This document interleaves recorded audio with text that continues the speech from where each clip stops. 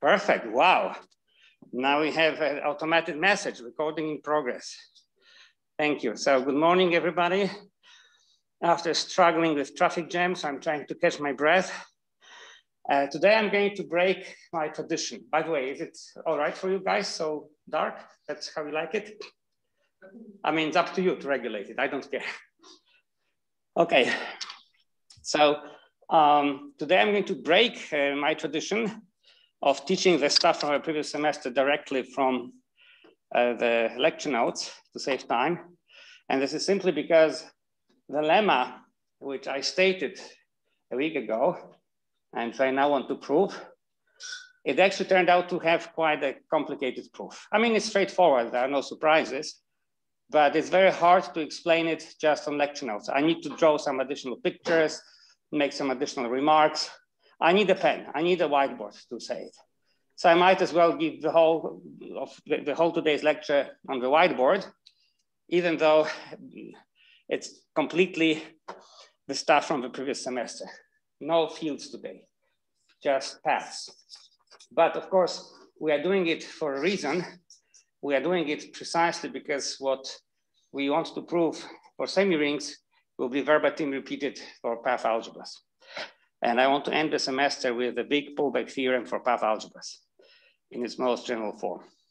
Okay, so I start sharing screen. Whiteboard this time. I have to now set all these controls. Okay. Clear drawings. Minimize the view. Okay. Now I'm ready to rock and roll. So I think it was called, yeah, you see, and I don't understand why I have these random marks. This is really annoying. This is here, clear all drawings. Okay, I think it was called a proposition, but I baptized it as a lemma because I want to use it in a theorem. And let me state it, okay? It was stated a week ago, but it's really annoying to try to prove something without stating what it is exactly wants to prove. I'm really worried about these random marks happening. I'm not doing this. They just appear randomly. Oh no, okay. I hope it will be not too troublesome. All right, so what, oh no. And again, darn. Okay, so what do we have to begin with? We have two homomorphisms of graphs, okay? With the same domain. So I choose as my base graph G, and I have a homomorphism going to E, and I have a homomorphism going to F. I want to push it a bit further so that it's not disturbing. Okay. And if you remember, this is always given by a pair of maps. So things going to the left are denoted by F0, F1. Things going to the right I denote by G0, G1. Okay, and now what I claim is that there exists, oh no, this is horrible. I'm sorry, I cannot help it. I reform, and by the way, so it makes even more sense for me to restate this lemma, not just because it used to be a proposition and now it's a lemma, but because I reformulated it. So one of the things I realized when really writing the proof, or a proof if you want, was that the existence of a natural map is always guaranteed, it always exists. But what we need assumptions for is to prove that it's a bijection, okay? So, if you have such a homomorphism of maps, then there exists, this implies that there exists a natural map which goes from the push out of in the category of sets. So I take the set of paths in E, the set of paths in F, and I consider the push out over the set of paths in G. Because having a graph homomorphism, I have a natural set map from FPG to FPE and from FPG to FPF. So I can have a push out in the category of sets. And now I'm mapping it, and I call this map H because it has the universal property. I'm mapping it to the space of paths in the push-out graph. So EF over G. So this is first statement, first part of the lemma. Now, moreover, this is really moreover because it's far more remarkable. I think I skipped a note, moreover. If the graph homomorphisms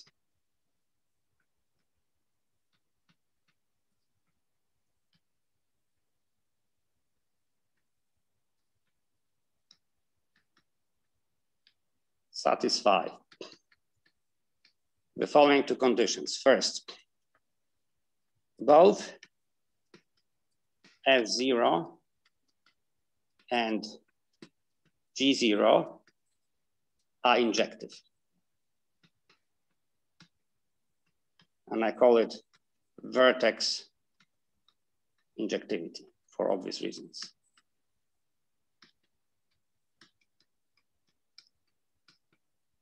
It seems that in the realm of graphs and graph algebras, you can hardly do anything without this assumption because it's not the first time it appears. You remember we also needed it to define a covariant functor.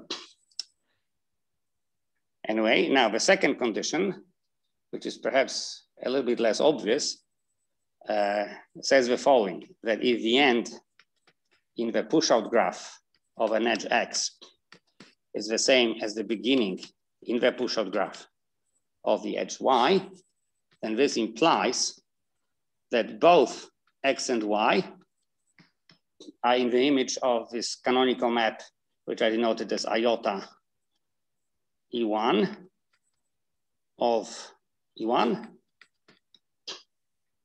or alternatively, both of them are in the image of this canonical morphisms iota F1 of F1.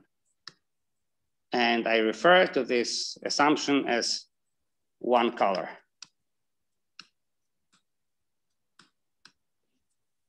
For obvious reasons, because if you think that edges from E1 have colors red and edges from F1 have color green, but I'm basically saying that if I have two edges with a property that they are adjacent, that they can be concatenated to a path, then they must be of the same color, either both red or both green. And mind you, this is completely possible that an edge has two colors. It's like having double citizenship, okay? That's quite all right.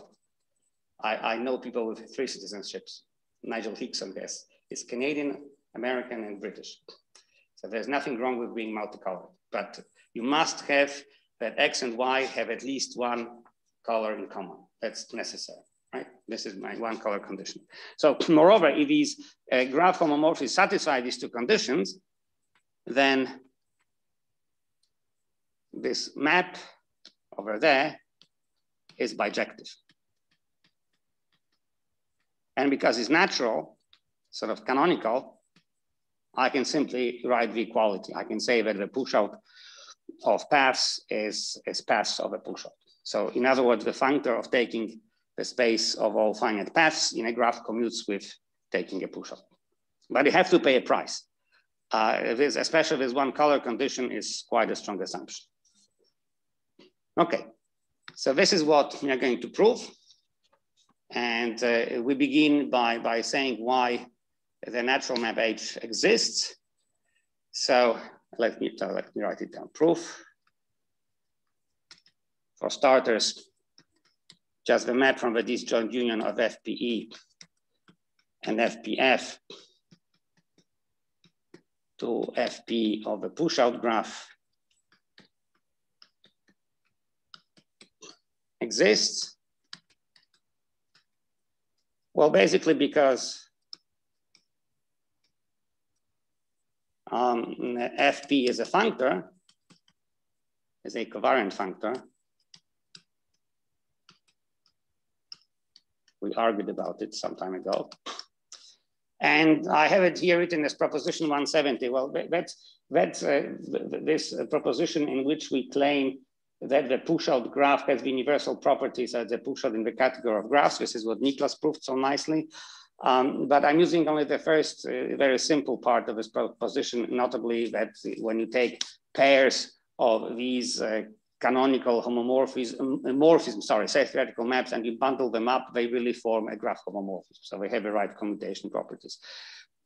So there we have a proposition proving that when we construct the push-out graph, then in fact, when I bundle up the natural map from edges into the push-out of edges and from the vertices into the push-out of vertices, they bundle up into graph homomorphisms. So because FP is a functor, I have thus a map from FPE to FP of a push-out and from FPF to FP of a push-out. So I have a map on the disjoint, okay? So this is completely obvious. And now I want to claim that this map descends to H because the push-out is a quotient, right? I take this topological, well, just a theoretical space. I take this space and I quotient it by an equivalence relation. So I have to make sure that this map descends, but I claim that this map descends to H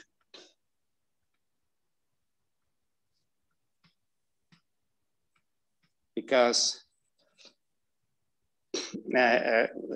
well, basically by the universal property of push-outs in the category of sets. So let me change it to by the universal property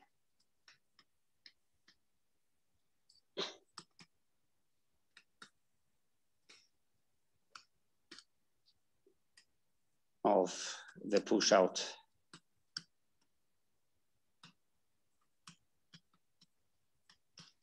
in the category of sets.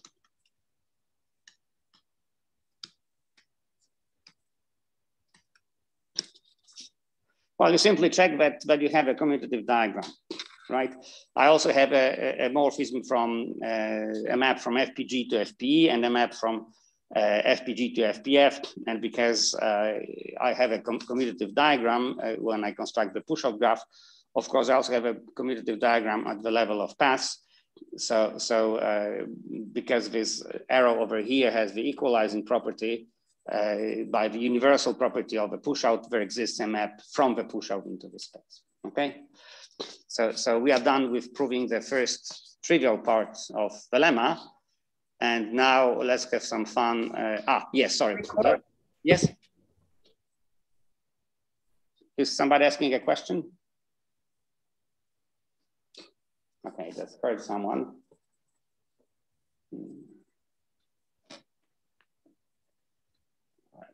Side by side view. Okay, now it's better. So I understand it was just a random noise, not the question. But actually, before I go into this fun part of the proof, let me make the following claim, which is more or less obvious, but maybe somebody should really do it carefully as an exercise. You see, since graph homomorphisms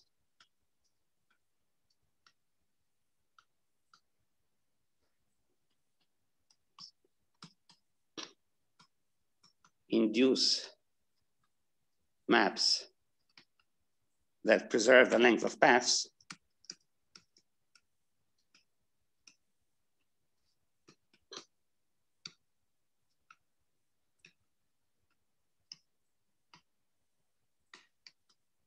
this push out of paths is actually nicely graded. We obtain the following decomposition.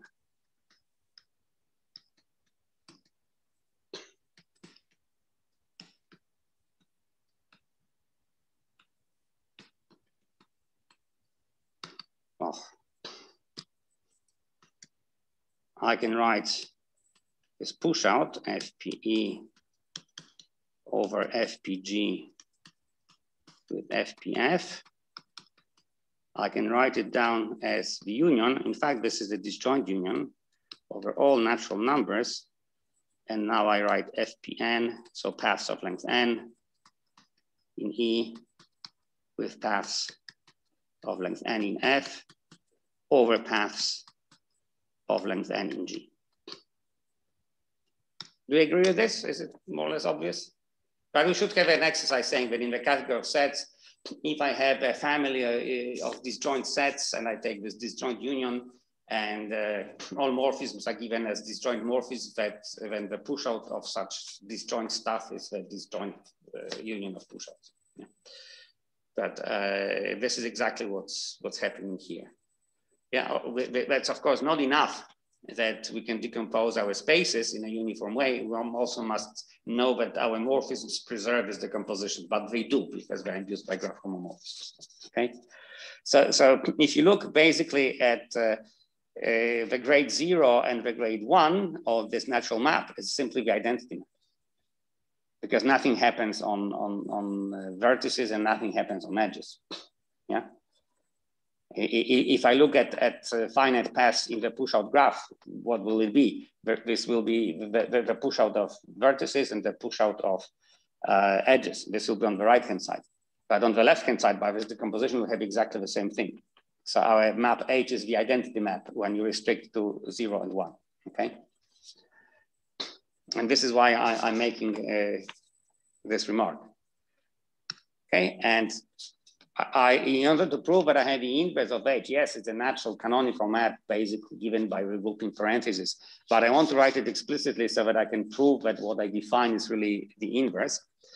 So as a conclusion from this decomposition, we can write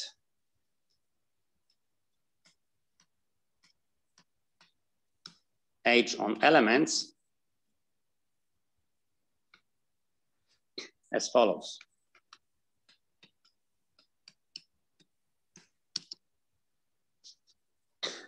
So H of the class of P. I'm using these square brackets to denote the equivalence class in the pushout. Okay, so I'm going to abuse the notation, and it would be more correct to write these canonical maps, but it's a little bit more cumbersome, right? And because you don't know where P is, and depending on what P is, you should use a different canonical map, inserting a path from here into there. So that's this is a little bit annoying. When I write this square bracket, I mean the equivalence class of an element, and from the context, you know which equivalence class I'm taking. Okay, so I'm in the domain of H. So of course, this is the equivalence class in the push out in the space of paths, in the set theoretical push out. Okay, and I can now write it down this way. So this is just identity, as I told you, for P being a vertex or an edge.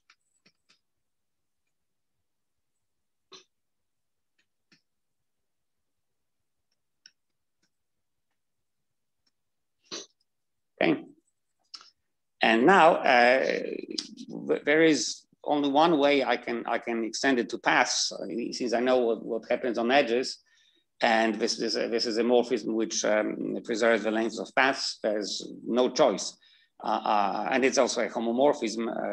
So I have, this is obvious, but when I have P, which is something more complicated, which is a path of length at least 2, well, then what I assign, so let me write it like this: for P equal to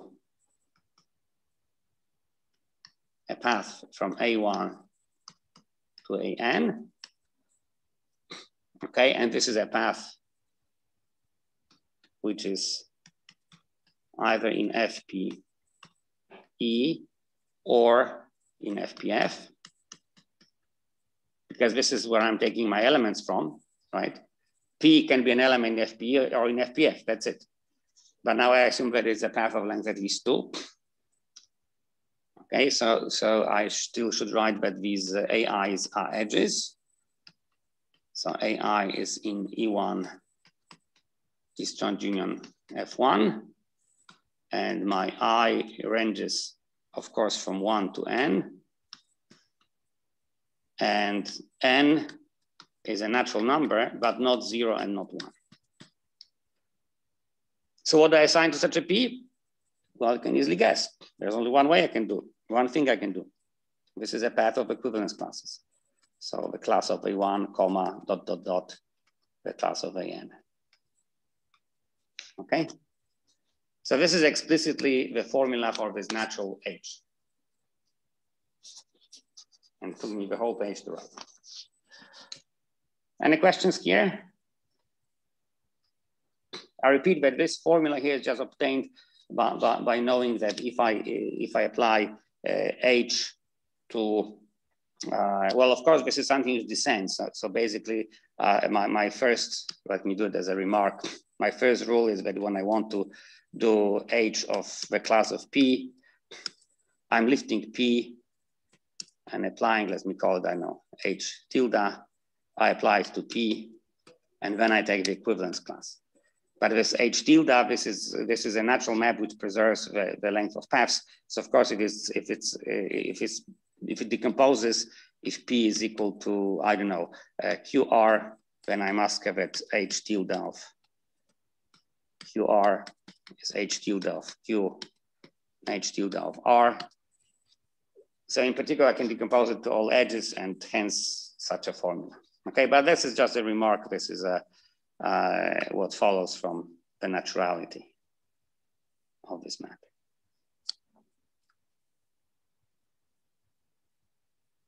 Okay, and now the fun part of the proof.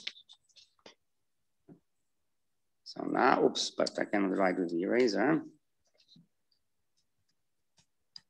So now, using the two assumptions,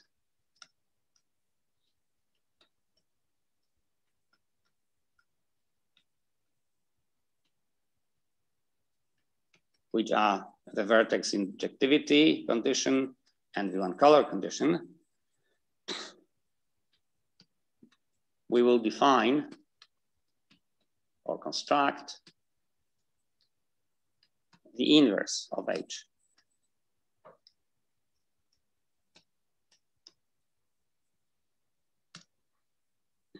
So for starters, let's do the obvious thing.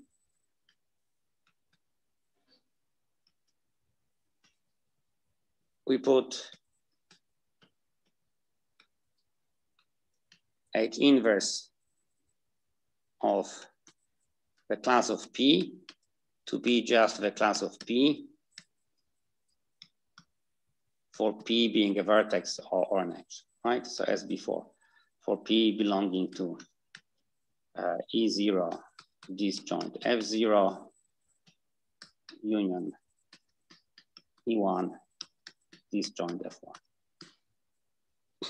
Okay. Right.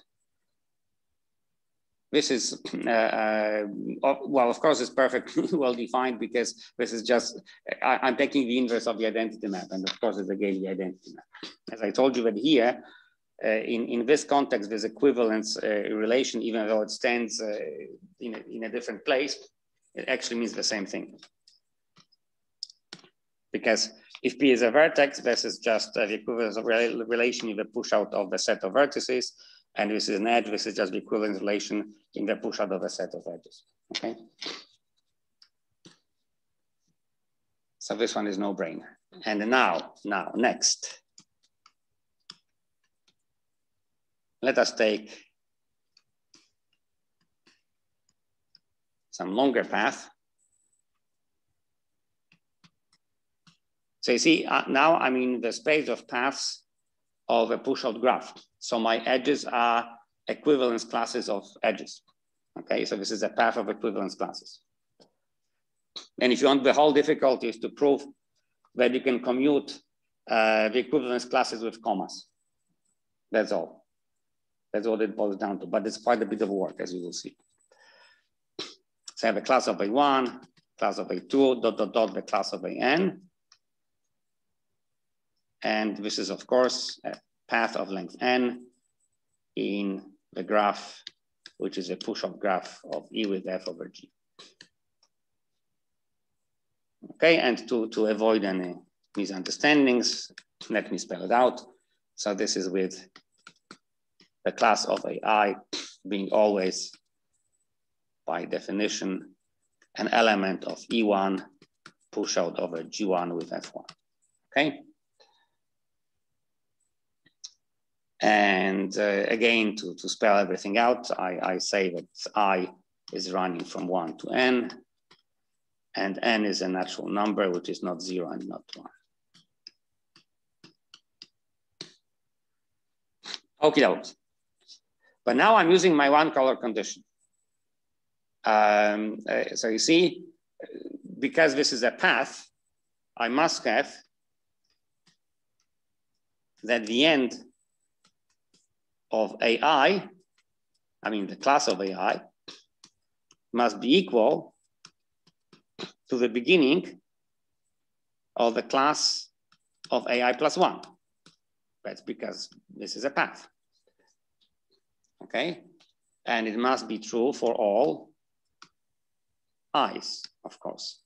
But now I ranges from 1 to n minus 1. Okay, so it's useful that n is at least 2. And now from one color condition, from the one color condition,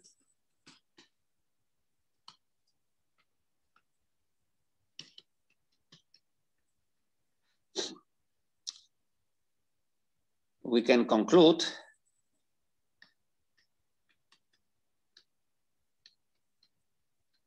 that the following holds. Again, let me write this quantifier that I really take all i's. I have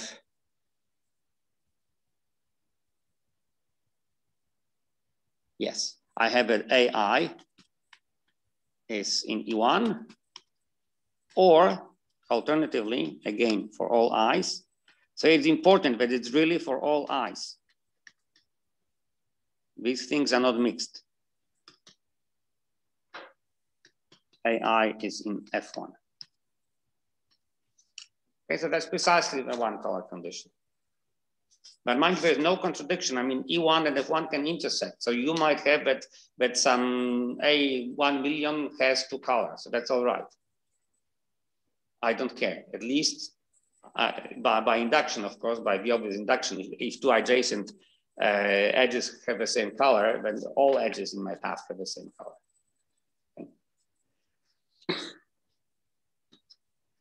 So this is very important. This is very important because you see on the left-hand side, I have only paths in E or paths in F. I don't have a path which mixes edges, right? Okay, so now that I established this, I can go further and draw some conclusion. So therefore, this equality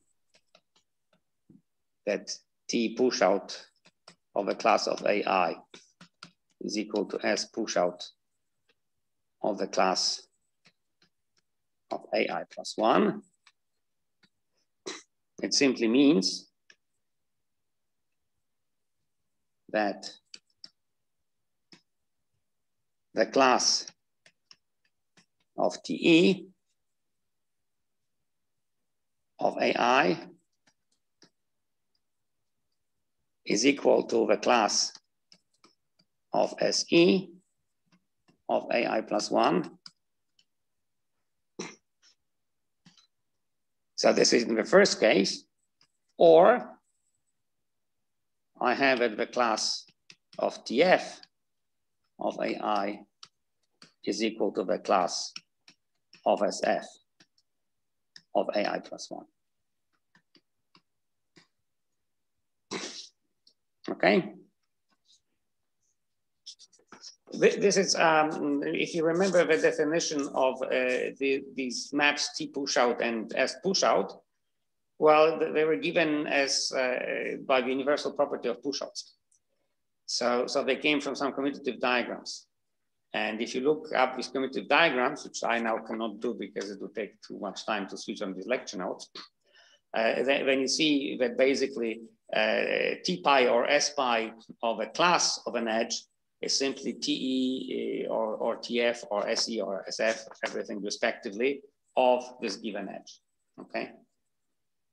So basically the range map, the target map of a class is defined as the class of a target map, which has the same color as your edge, okay? So that's why I have these two equalities. But now remember that this is the equality in this part of my push out, which is the push out of vertices. And now we assume that F0 and D0 are injective, okay? So this means that nothing is identified. So now I use the injectivity condition. So we can now apply the vertex injectivity assumption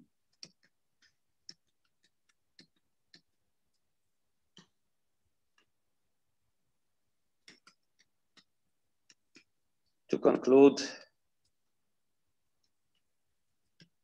that, in fact, TE of AI is equal to SE of AI plus 1,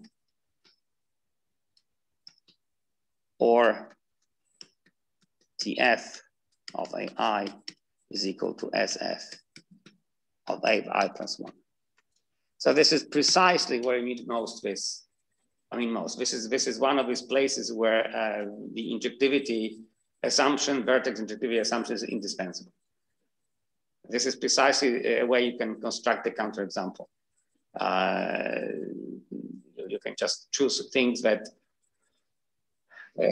you might have two edges that could not be concatenated because they ended at and started at wrong indices.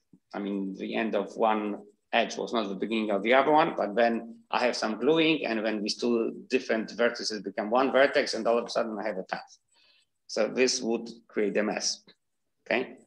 But if I assume the injectivity on vertices, now what is very important, I know that when I remove, this is very crucial, when I remove the equivalence classes in which my AIs sit, the sequence of AIs will form a path. It will be a path in E or in F, I don't care, but it will be a path in one of these graphs, okay? So consequently,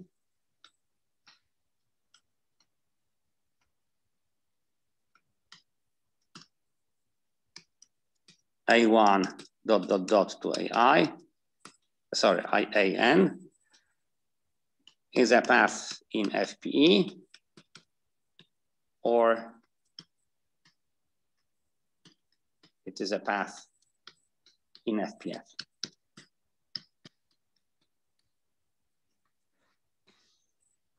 Okay.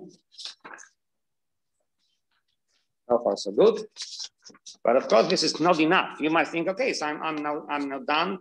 I can take such a path of equivalence classes. I can then get out of it a path in FP, in FPF, and now I can take the equivalence class of this path. Yes, this is precisely what we're going to do, but we must prove that what we're doing does not depend on our choice, I mean, of representatives, right? I might choose some VIs with the property that the class of AI is equal to the class of BI, and I should always get the same thing. And that's sort of the most subtle part that one has to prove.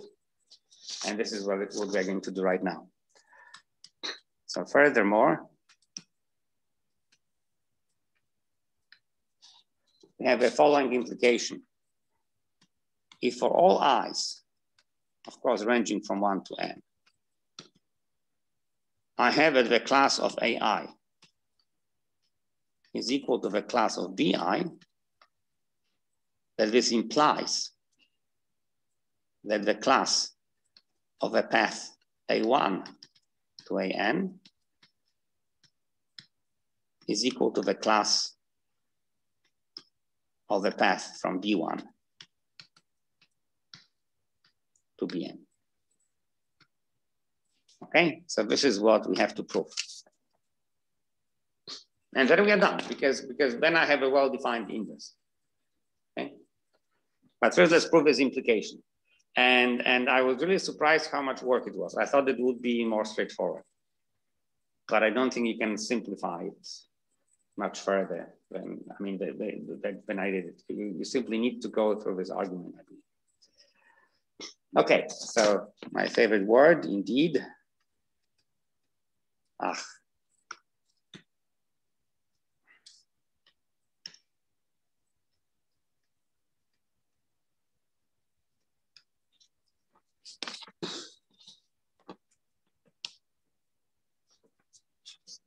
Let, and that's the part which is most difficult to explain. This is why I'm doing it on the whiteboard. Let C 1 I dot C 2M I be a sequence of edges in G1. Actually, these be sequences, okay? Because I is running from 1 to n. So I have n sequences of length to m, okay? So let these be sequences of edges in G, such that we implement the equivalence relation, okay? So let me write it like this. For all I ranging from 1 to n, I have that F1 of CI1 is equal to AI, and G1 of C1I is equal to AI1, and so on and so forth, until I get to the place at which I have G1 of CI to M equal to AI to M minus 1, and F1 of CI to M equal to BI. Okay, or alternatively, so this is one possibility. The other one is completely symmetric. I just replace the role of F and G. Let me first write it and then I explain it. Of course, I have the same quantifier, but now I start from G. So I have G1 in CI1 equal to AI, and F1 of CI1 equal to AI1, and so on and so forth, until I get F1 of CI to M equal to AI to M minus 1, and G1 of CI to M equal to PI. Okay, let me explain. That's how you write it in LaTeX because it's more convenient.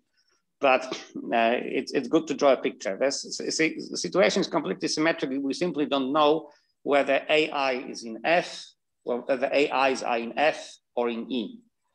Okay, and remember, this is F1, which goes from G to E, and G1, which goes from G1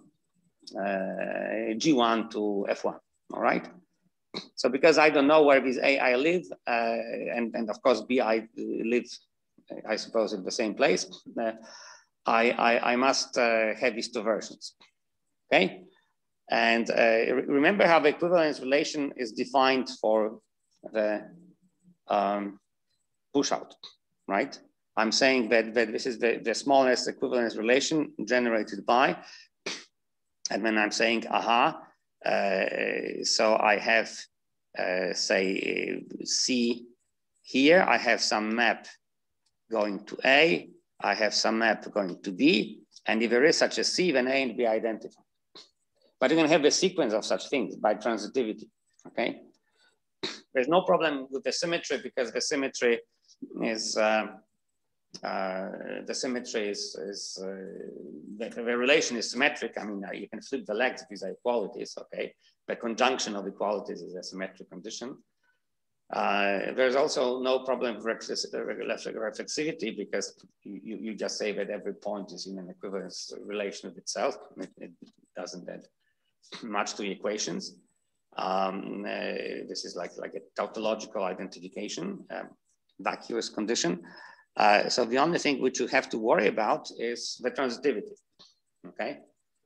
I must have that if A is in relation B with B and B is with relation with some Q, then A is in relation with Q. So in other words, for instance, if I have here some C prime, which maps to B, and this C prime maps to A prime, then I have that A is in relation with A prime. And I always have to alternate, right? Because my relation is generated by the condition that I have one map going left and one map going right. So I have to alternate, if you want, the colors. That's why when I want to have the same arrival and departure place, I have to have an even number of steps. That's why I have 2m here in my sequence, okay? Now, another thing which should be explained is that a priori for every I, you might get a different length, right? Because what we are saying is for every I, the class of AI is equal to the class of BI. That's what I'm writing down explicit, okay? But the sequence might be of different length for every I. So why did I choose one number to n? Well, that's very simple because I runs a finite set. So there exists the longest sequence there is an I for which I have the longest sequence of C's. And I can take all shorter sequences and complement them to this maximal length by adding simply constant steps. I can always keep on repeating the same step. Nobody can stop me from writing over and over again the same steps, repeating the same C prime. So I can, for instance, write here C prime. Oops, I can write C prime and I can write B. Okay, so I can keep on flipping things like this, and I can increase the length to the maximal length. So that's why, without the loss of generality, in order to simplify notation, I decided to choose the number 2m. This is the maximal length of all these I sequences. And this is what it means that the class of AI is equal to the class of BI, okay? This is spelled out. It means that there exists a sequence of C's with the properties which I wrote here, okay? Are there any questions here? Yeah. Why do you assume that, that the last step comes from that? I mean that why in the second line we can assume that F1 is first and the last one is also F1. Yeah, that's because AI and BI are in the same graph. How do we know this?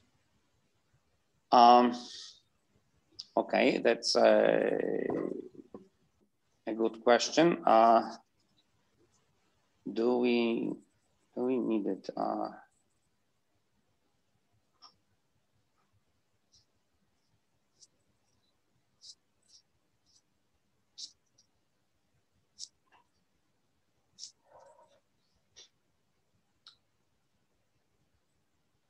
Yes, this is a good question.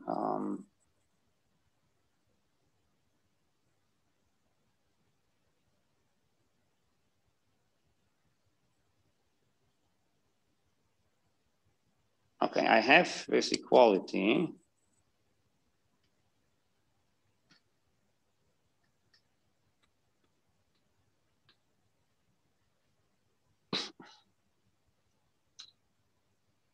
And of course, a priori, you might have AI and BI in different graphs.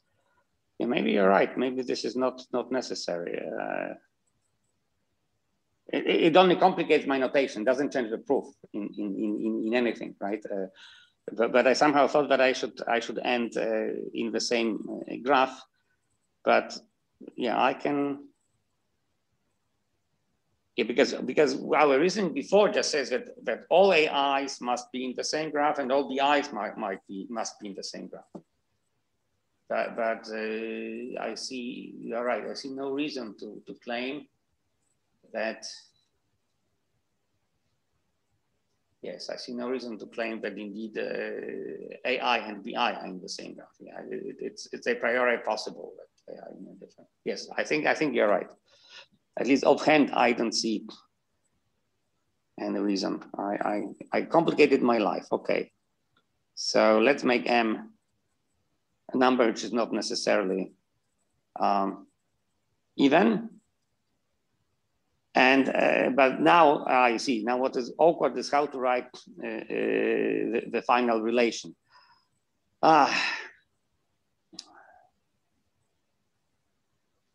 I think that in order to make it manageable, we should come up with one single letter, meaning either F1 or G1.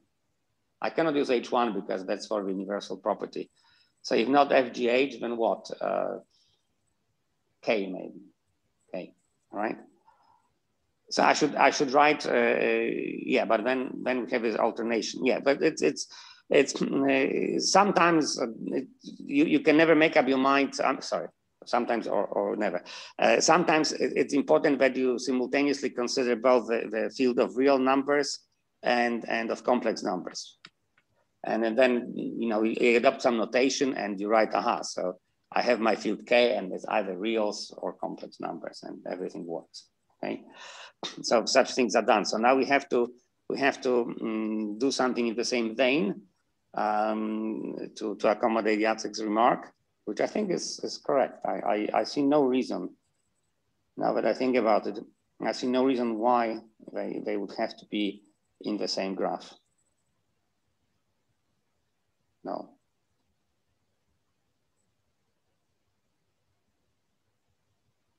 No, I don't see why. Okay, so then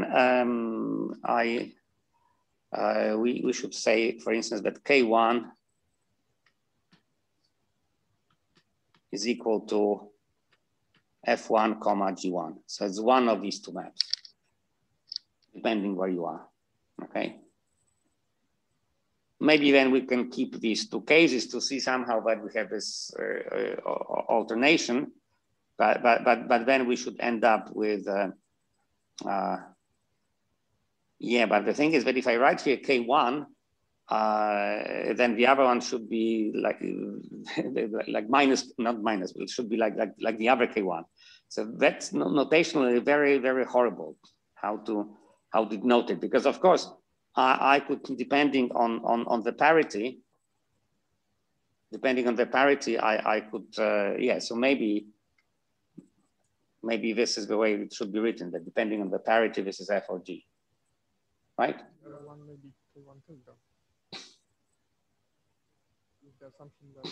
Yes, it could be, yes, but I think we should write it like this.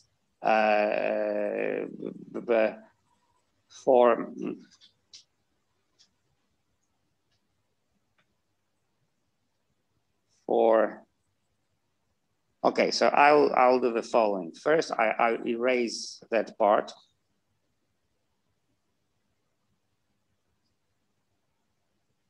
Let's write down one thing properly, and then we can say that the other thing is done analogously.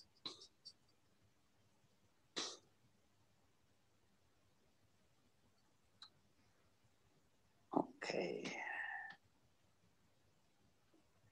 Right. So this is for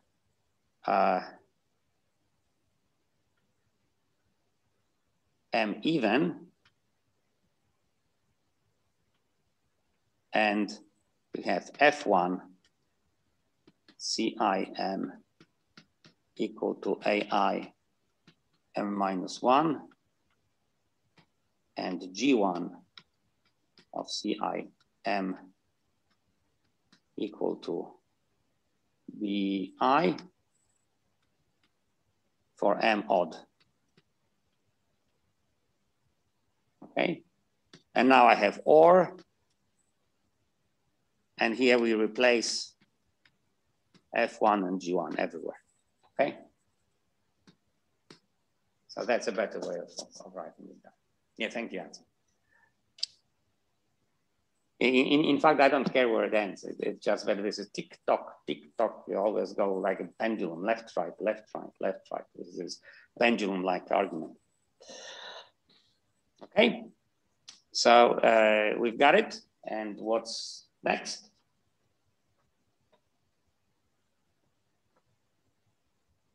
What we need to prove is the following.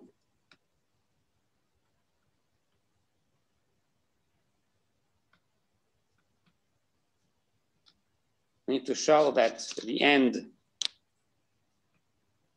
in G of Cji is equal to the beginning in G of Cji plus 1. And of course, it must be for all J ranging from 1 to M and all I ranging from 1 to N minus 1. Minus 1, sorry.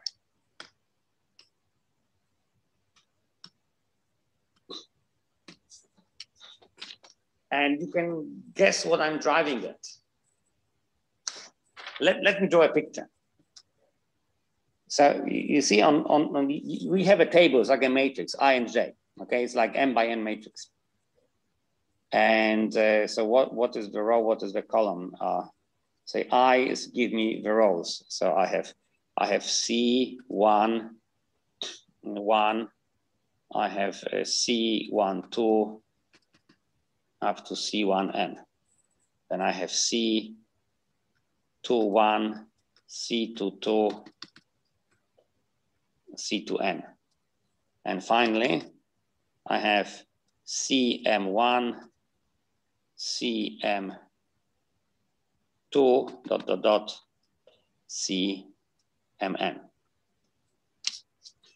Okay, so when I think in terms of columns, these are the elements which implement the equivalence relation between appropriate A's. So here I have B1 and here I have A1.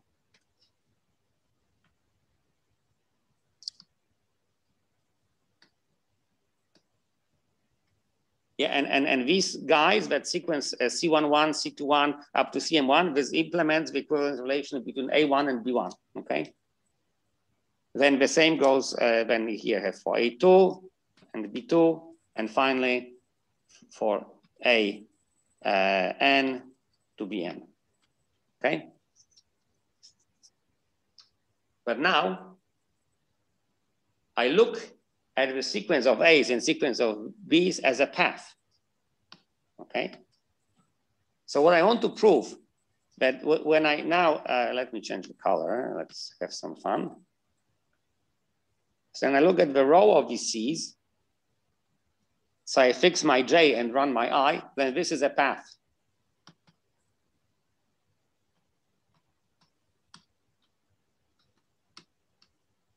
In G, this is what I want. Because then what can I say? That I have a sequence of paths that implement the equivalence relation because the path of A's and the path of B's, and I'm done, okay? So this is this kind of rectangular argument. That's why I wanted a whiteboard to draw this picture for you. I refused to do it in later. All right, is this idea clear? Okay, but that's what we need to show, right? I'm not saying that it's done. I'm telling you that this is what we have to show. And then we are done. Okay, let me change color back to my favorite brown and see how we argue.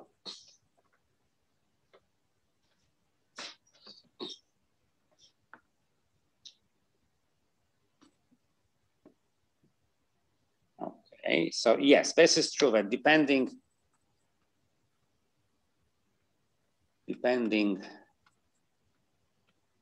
on the parity So you see, I cannot avoid with parity anyway, because I want to do the generic J in the middle of the sequence, and I don't know if it's odd or even, okay? So just having the endpoint fixed as even doesn't help me in anything.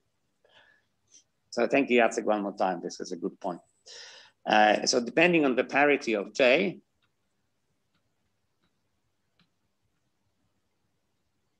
the index J, and the above alternative between E and F,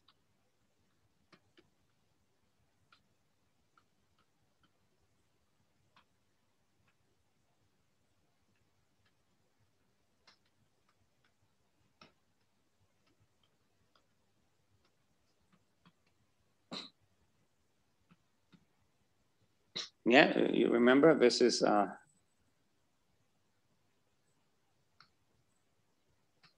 that's this alternative, okay? Here we assume that AIs are in E, and here we assume that AIs are in F. So depending on the parity and the starting point of our sequence in J, we either have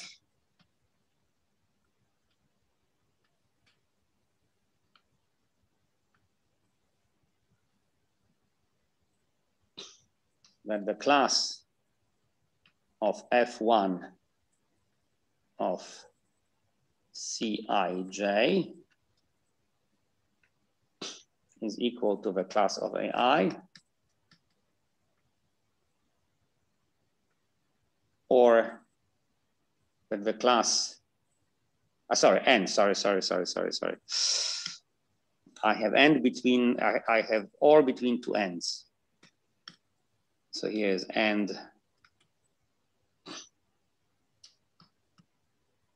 the class of F1 of Cj I plus 1. And sorry, this is F1, yes, is equal to the class of AI plus 1. So you see, when we are moving J, we are jumping graphs, but when we are moving I, we are not jumping graphs. We already established that all I's are either in E or in F. Okay, so here I'm assuming that AI is in E. That's why I'm using F's. Okay, so this is for AI in E, and the alternative is, of course, that you write the same but with G1. So G1 of Cij. The class of it is equal to the class of AI and the class of G1 of Cj I plus 1 is equal to the class of AI plus 1.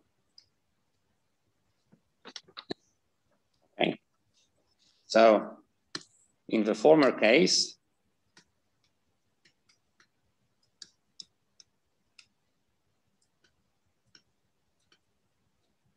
by the vertex injectivity,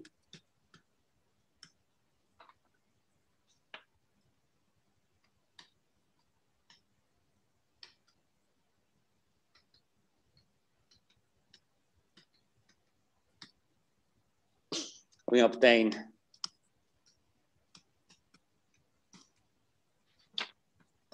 that TE, well, yeah, okay, let me first write it and then explain it. But TE of F1 of Cji is equal to, and here I'm not using the notation, T of AI, because it's either TE or TF, but we don't care. And SE of F1 of Cji plus 1 is equal to S of AI plus 1.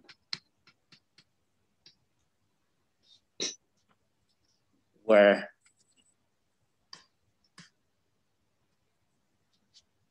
T and S are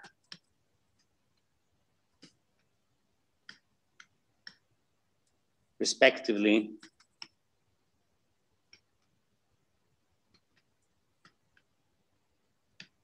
TE and SE,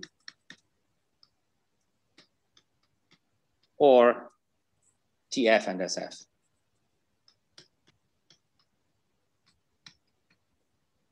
Depending on whether, yeah, let me not write it down, depending on whether AI is in E1 or AI is in F1, okay? And now why do we have it? Let me think, because I forgot. Okay, yes, you see, since I have the equality of edges, I can apply my target and source map. And if I apply it, say, to target map to this equality where I have I, not I plus 1, then I have that, let me use a different color and write it down. So I apply here my T cap, not cap, T push out, and here I apply my T push out, all right? And then I remember how this T push out is defined, and I say, wait a minute, I can just write it inside. But if I write it inside, well, with I don't know, because I don't know where it lives. But here I know, because I'm writing F1, it's of course lives in E1. So I can write TE here.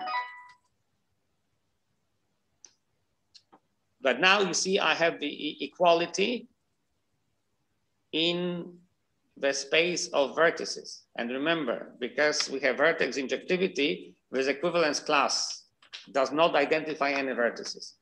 So you have the equality of equivalence classes of vertices, it means that the vertices are equal, okay? So I can remove these parentheses, and this is how you get these equations, okay? And of course, the same argument goes for S. Is this clear?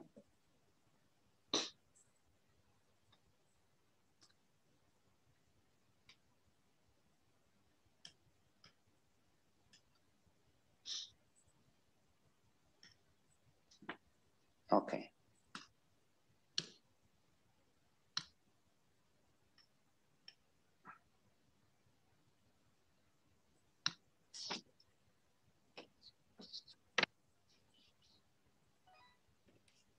Now it follows from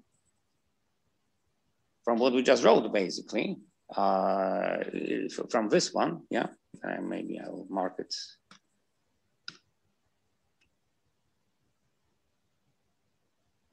I need to use these two equalities, okay?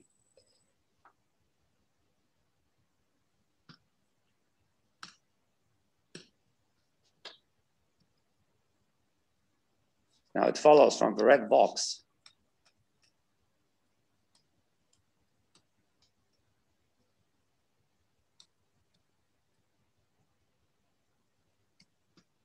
See, in lecture notes, I could just give equation numbers. That we have the following beautiful sequence of equalities. So remember that we have a graph homomorphism. So when I write F0 of TG of CJI, this is of course the same as TE of F1 of CJI. But now I'm using the red box and I'm writing that this is T of AI. And now I'm using the fact that the end of AI is the beginning of AI plus 1.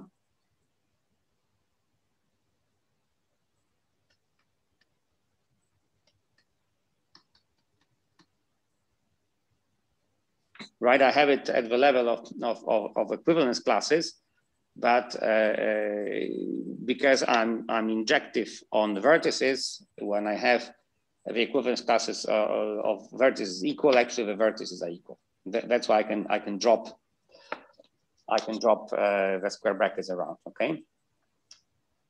All right. So I have T of AI equal to S of AI plus 1, and now it works the other way around.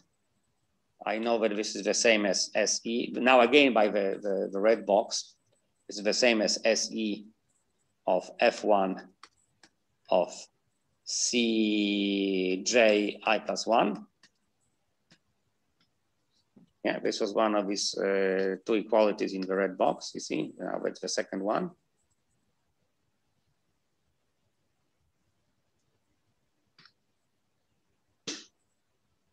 But now I'm using again that I have a graph homomorphism. So this is the same as F0 of Sg of Cj I plus 1. Okay, so from the injectivity of F0,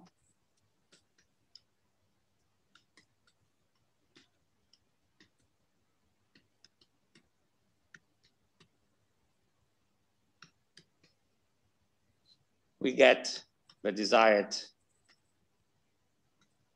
Tg of Cji is equal to Sg of Cj I plus 1 as needed.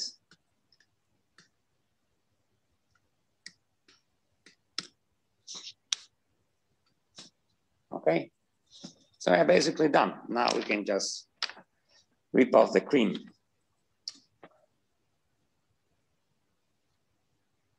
And of course, in the latter case, let me, for legal purposes, state it as well. In the latter case,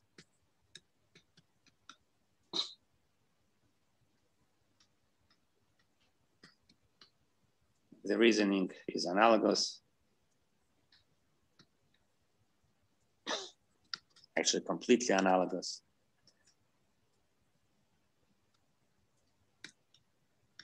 But uses the injectivity of G0.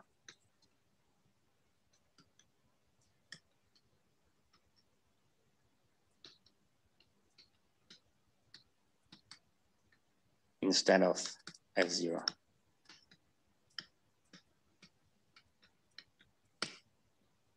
Okay, so we don't care which case we consider. It can be the first one or the second one, the former, the latter, but we end up with the same conclusions.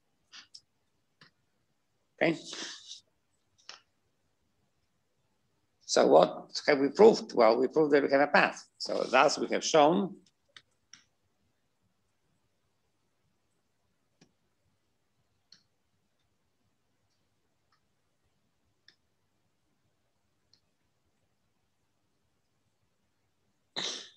that C1j dot dot dot Cnj is a path in G, basically for all J, right?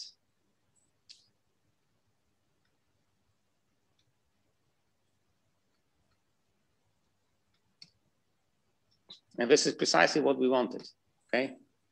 Remember this drawing? I need to know that all these rows are paths, okay? And that's what we just proved.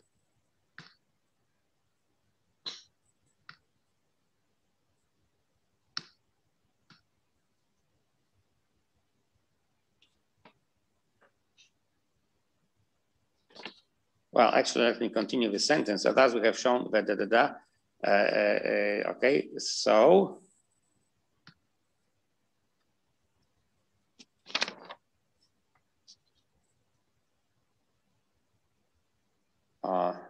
no, let me make it, sorry. It will be better if I do it like this. So thus we have shown that, so here I just put the comma, okay, is a sequence of paths, is a sequence of paths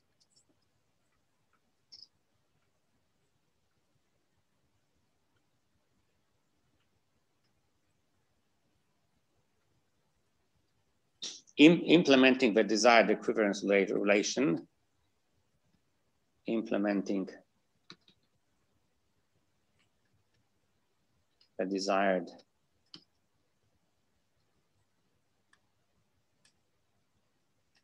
equivalence relation between the path of A's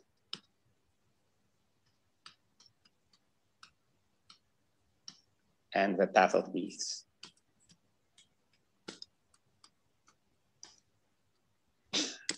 And this is exactly what we wanted to prove, right? That's this implication. Some screens ago. Wow. Where is this implication? Yeah, here it is, you see? That's this implication we just proved.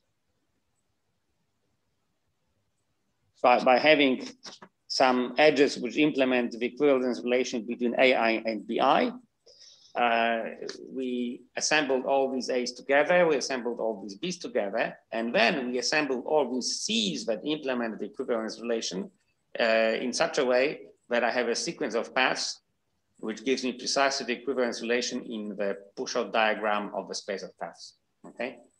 So this implication is proven. So now I have a well-defined inverse. Now it's obvious what to do.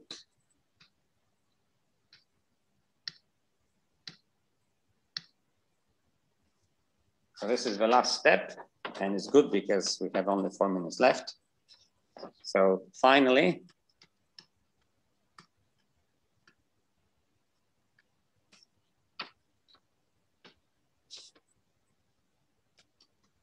it follows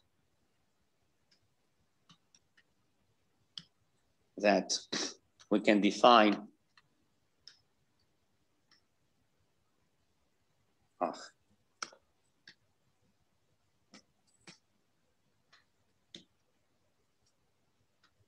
H inverse applied to the path of equivalence classes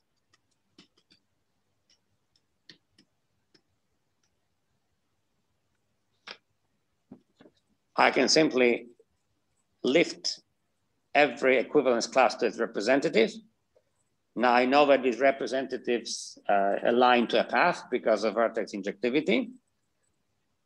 And of course, this would depend, surely, in general, on my choices. But because I then quotiented down by this equivalence relation in the space of paths, what we just proved does not depend, this assignment does not depend on the choice. So when I write that this is equal the equivalence class of a path A1 to AN, it is well defined. Okay. Because if instead of a sequence of AIs, I have a sequence of AIs, such that for every AI and the BI equivalent, then I can lift A's to a path of A's, I can lift B's to the path of B's, okay? But these are different paths. So in order to have a well-defined map into the push out in the space of paths, the equivalence relation must agree. But this is what we just proved. Yeah, because if I now write these guys as B's,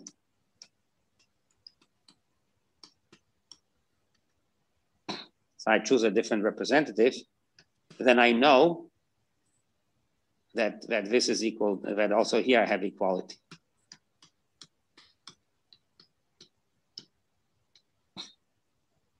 Okay, so this is well defined.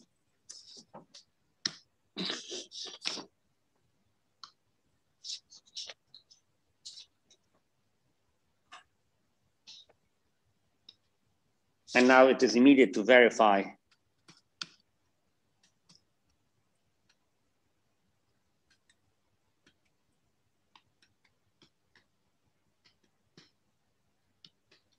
that the thus defined H inverse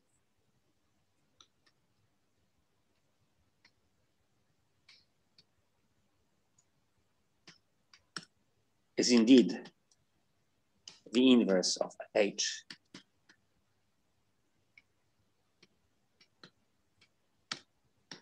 Which ends a proof of bijectivity.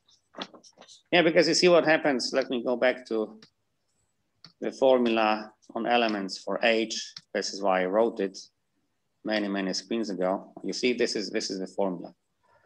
So at the length 0 and 1, that's just the identity map, okay? But now look what happens here. I'm basically taking a class of a path of A's and assign to it the path of classes. And with H inverse, I do exactly the other way around. So it's obviously the inverse, okay? So the whole subtlety was to show that going this way, having the equivalence class of paths and then mapping it into the path equivalence classes, this was obvious. This was from the universal properties of push-outs. It always exists, no assumptions anymore. But the other way around, we really need some assumptions. And you can actually see immediately why, because you see the image here is something different. I mean, you might have simply more paths in the space of paths of a push-out graph than you would have just by taking the push-out of the space of paths in different graphs. Okay. All right. This is already over time. So thank you very much. We meet in 29 minutes at 11:15. I stop recording. Sorry. And yes. Can I ask a question? Oh, go ahead. Yes. Yeah. So what we've shown is that the push out of finite paths is the finite path of push outs. Exactly. Would it be possible to prove it by the, go back? Yeah, exactly. By showing that this right-hand side satisfies the universal property, would that be somewhat easier? Because I think that like finding a map into a push out is quite tedious. Have you thought about that? Well, I only use universal property going from left to right. I don't quite see how to use it going from right to left. Yeah, exactly. That's my point. Yeah, I don't know, but this is why we are doing it. I think that, you see, I believe in the preservation of difficulty. So even if you wrap it up in some smarter way, I think that the very crux of the argument is this table. Yeah. I think this is unavoidable, whichever way you phrase it. So, you know, no matter how fancy categorical language you use, at the end of the day, it will boil down to this rectangular argument. Okay. Yeah, that's what I believe. And I'm still very happy that I managed to do it by universal properties going left to right. Yeah, sure. Yeah, and you see, of course, when you are working by universal property, you need no assumptions. And that's how we did it. Left to right exists, no assumptions. Yeah. So that's why I somehow have doubts that you could just use it by some universal properties. And even if you could, in order to prove that some universal properties apply, you would have to, at the end of the day, consider such a rectangle. Yeah, okay. Okay, good. So see you at 11:15. I stop recording.